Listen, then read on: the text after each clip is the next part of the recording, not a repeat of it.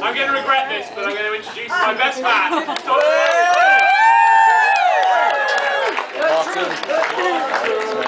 Thank you, Peter.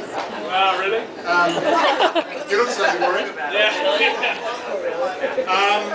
I first met Peter over 10 years ago at university.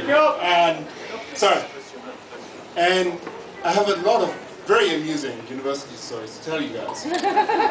Unfortunately, Peter first pleaded with me and then bargained with me not to tell you any of them. So I'm afraid that eventually I caved in. Peter, as we said before, cash only, no checks, no cash. But one thing I can tell you about Peter at university is he always impressed me. He was always very driven, very successful. Anything he touched turned into gold. He graduated with a double first from Cambridge. He became president of the prestigious Cambridge Union Society.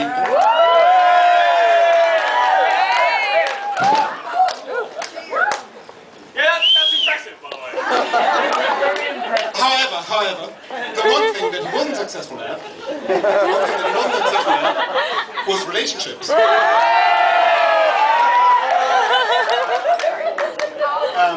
He put that down to wanting to meet the right one, which, you know, I obviously dismissed as being sillily romantic. Sorry, Aaron.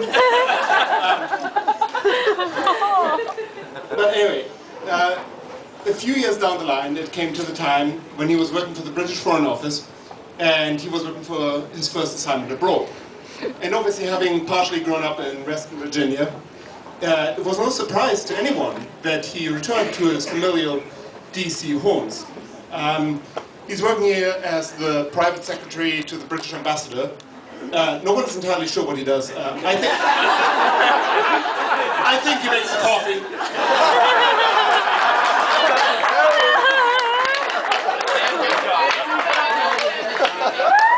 But as Peter confided to me before he chose this assignment, he said, Martin, most people at the Foreign Office seem to meet their spouses at their first assignment abroad. And Peter obviously still had some very, very fond memories of Virginian girls. So it was at the much alluded to picnic in Washington that Peter met Lindsey. And Ed told Lindsey to watch out for a tall, handsome Englishman. Fortunately for Peter, that guy never showed up.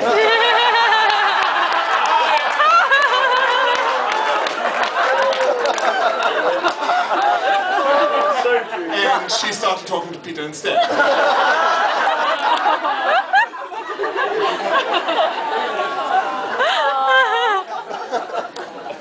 Now, when I first heard of Lindsey, I of course wanted to meet her, or at least befriend her on Facebook to see her.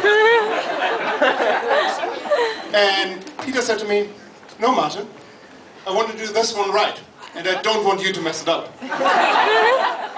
So finally, in order for me to meet her, I had to bribe them with a weekend on Cape Cod, lobster dinner included. But I was finally able to convince myself that Peter wasn't making things up as usual, but he had indeed met a lovely young lady. Peter, obviously you're my best friend, and I would be a very bad best man if I wasted a single second of my speech offering any praise whatsoever to you. But Lindsey, let me just say to you, I've never seen Peter as happy as he's been since he's been with you.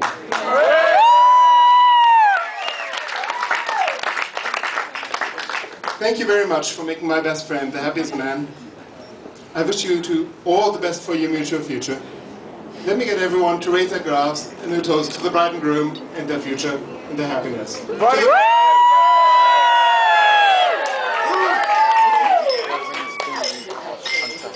That's it? Do you want one?